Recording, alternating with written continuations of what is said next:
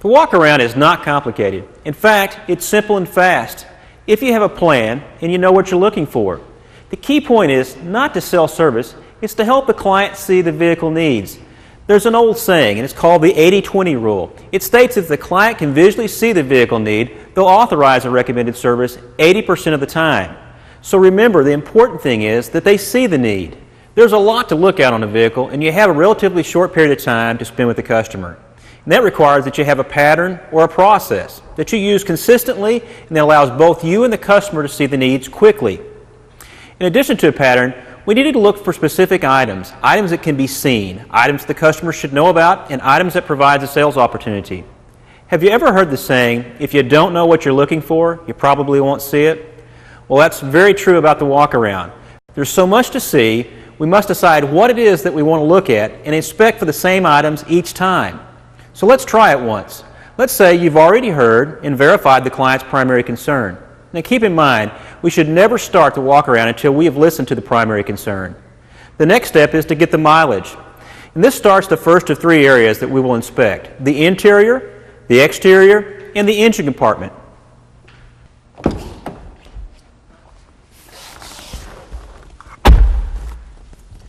Check the mileage and write it on the vehicle checkup form.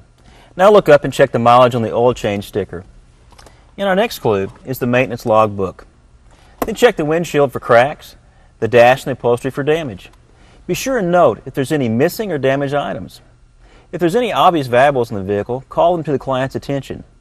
Remember, up until now, you've basically been in the vehicle without permission. Be careful about going too far.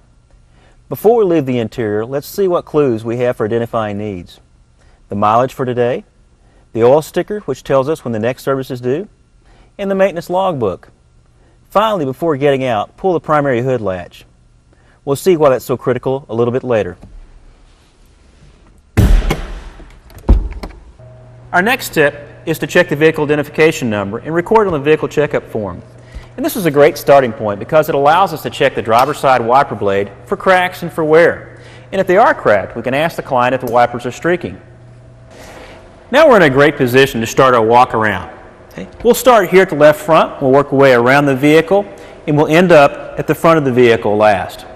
It's easy to miss body damage and exterior clues, and to avoid this, we can look at the vehicle in modular sections.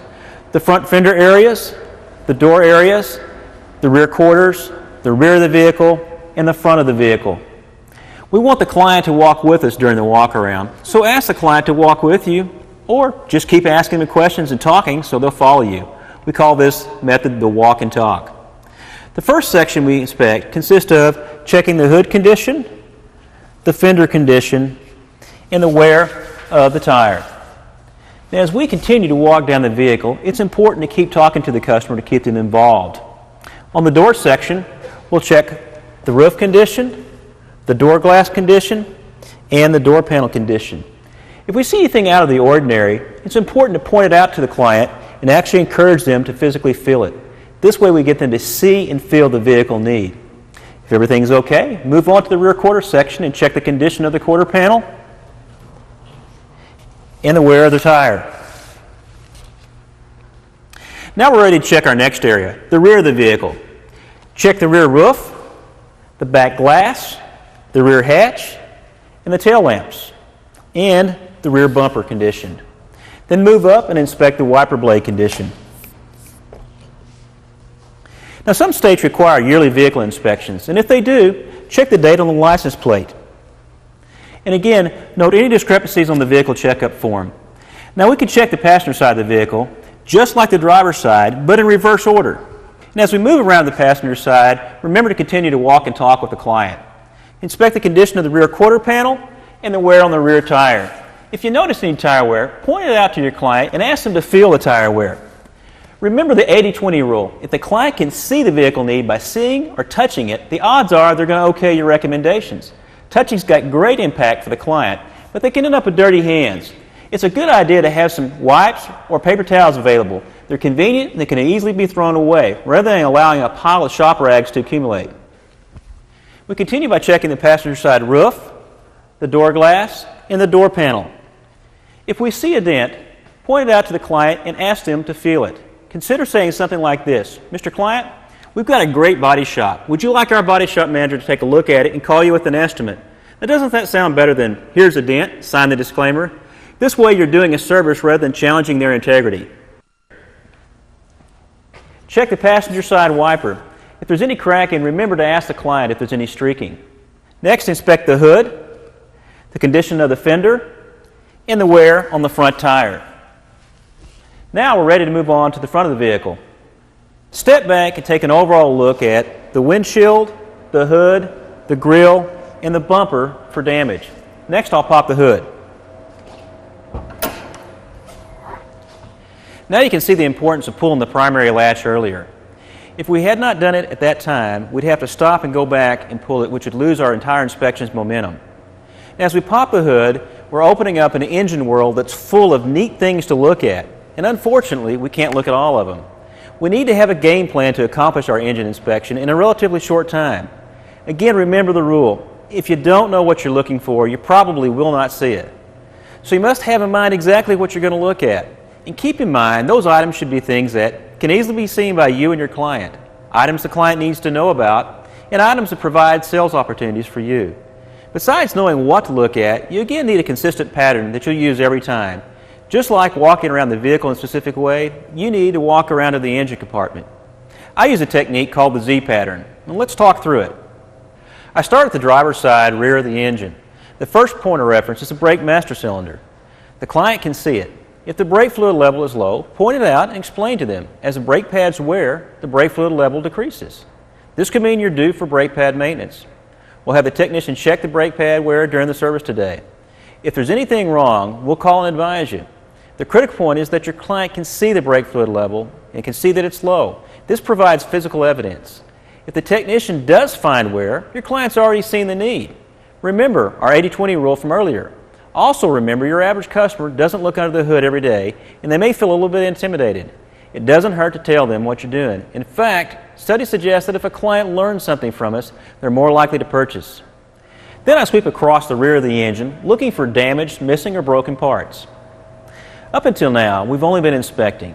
Now it's important to show your client a visual indication that you're actually performing a service. On this particular model, both the transmission and oil dipsticks are located to the right side of the engine. Remember to check the transmission fluid level. The engine has to be running. However, you can check the color and condition. Then we can check the engine oil level and condition. Be sure and show the dipstick to the client. After we've checked the fluid levels, we continue our visual inspection.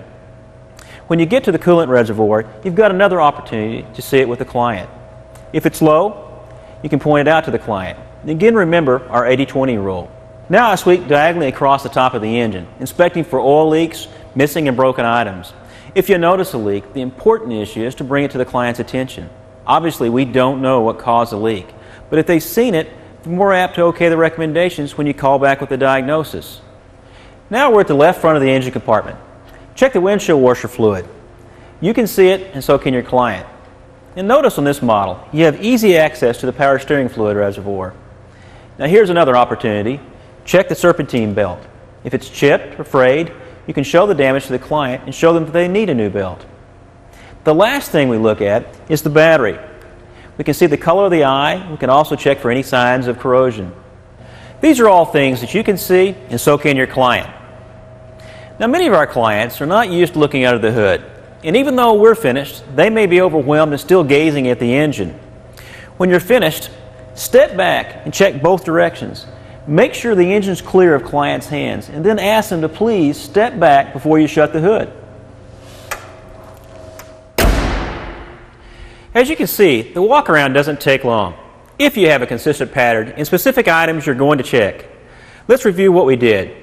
A walk-around consisted of 3 primary elements: the interior inspection, the walk-around of the exterior, and we ended up under the hood with the Z-pattern inspection.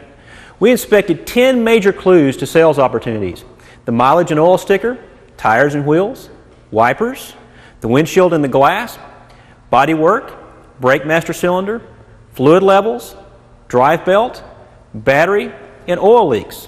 That's a lot to accomplish in a short time. However, we're allowing the client to see any additional needs before their vehicle goes in for service. And remember, in the walk-around, we're not selling service, we're identifying additional vehicle needs. And remember the 80-20 rule we talked about. If your client can see a visual clue, the odds are that 80% of the time they'll say yes when you make that recommendation.